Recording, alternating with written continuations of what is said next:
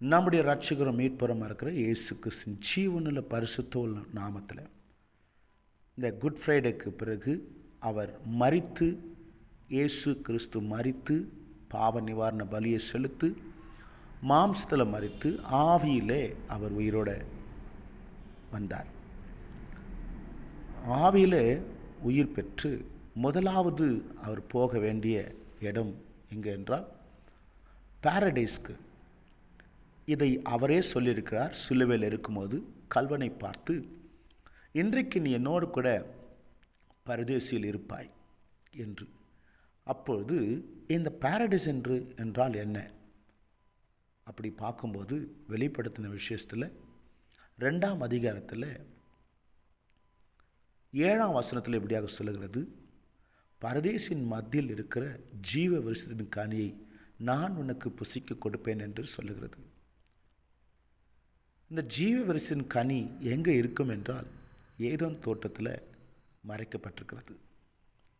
அப்பொழுது பூமியில் ஏதேன் தோட்டம் இருக்கிறது. அது நகரமாக இருக்கிறது. அது தேவனுடைய நகரம், பரிசுத்தமான நகரம், தேவனால் உண்டாக்கப்பட்டது, ஒருவராலும் அழிக்க முடியாது. இந்த தேவ பிள்ளைகளே, ஆதியிலே ஆதாம் உண்டாக்கின இடம், தேவன் அசைவாடின இடம், ஆதாமையும் ஏவாளையும் அங்கிருந்து அனுப்பிவிட்ட இடம். அதை மறைத்து தூதரில் வைத்து அடைத்து அவர் வைத்திருக்கார். அந்த இடத்துக்கு முதல் ஆதாம் துரத்தப்பட்டு 2ஆம் ஆதாம் அந்த ஏதேன் தோட்டத்துக்கு போக வேண்டும். யாரெல்லாம் மெஸ்ஸியாக்காக, குமாரனுக்காக காத்திருந்தாங்களோ அவர்கள் எல்லோரும் 2வது ஆதாமோடு கூட அங்கு செல்ல வேண்டும்.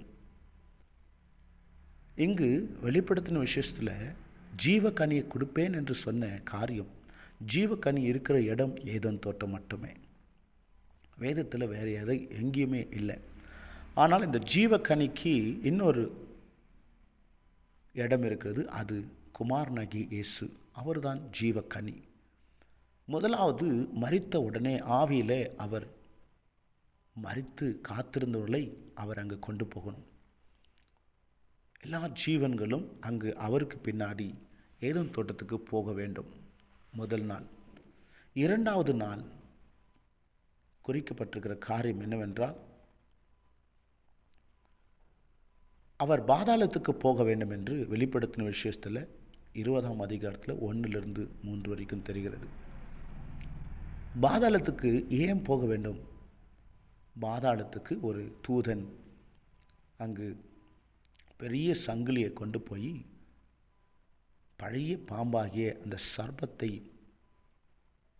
பொய் காரணம், ஏமாத்து காரணம், கலக காரணமாக இருக்கிற பாதாளத்தில் இருக்க அந்த சர்ப்பத்தை கட்டி ஒரு 1000 வருஷத்துக்கு அவனை கட்டி போடுகிறதுக்காக ஒரு தூதன் போய் கட்டி போட்டு அந்த கதவை அடைத்து திறவுகோலை கையில் வைத்து அதை லாக் பண்ணி அதை கதவை அடைத்து சீல் அடித்து வருகிற காட்சியை வெளிப்படுத்தின விஷயத்தை சொல்லுகிறது. 1 பேதுரு 3ஆம் அதிகாரத்தில் இப்படியாக சொல்லுகிறது, நோவாவின் காலத்தில் மரிச்சவர்களுக்கு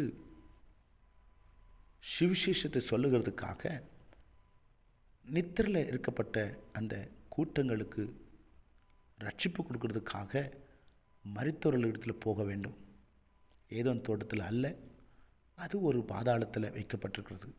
அந்த இடத்துக்கு போய் அவர்களுக்கு சத்தியத்தை சொல்ல வேண்டும்.